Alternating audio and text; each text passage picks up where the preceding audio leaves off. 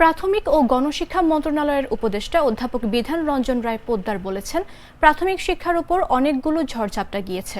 কোভিডে প্রাথমিক বিদ্যালয় বন্ধ থাকায় অনেক বাচ্চারা চলে গেছে।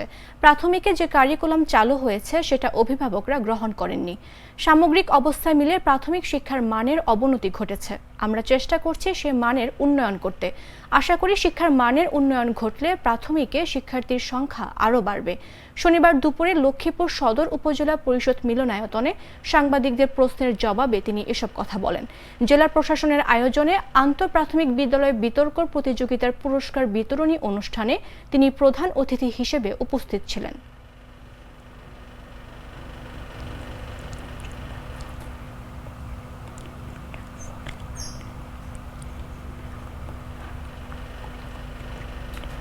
বিতর্ক প্রতিযোগিতার মাধ্যমে অনেকগুলো লাভ হয়।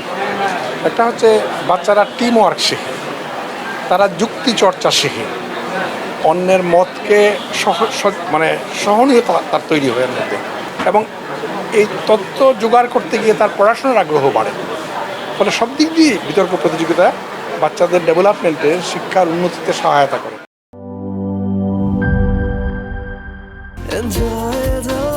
চলো উড়াই খুশি তুলে নিয়ে হাতে,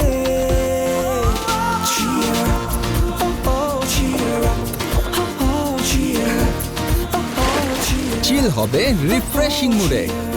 চিয়ার আপ, চলো উড়াই খুশি।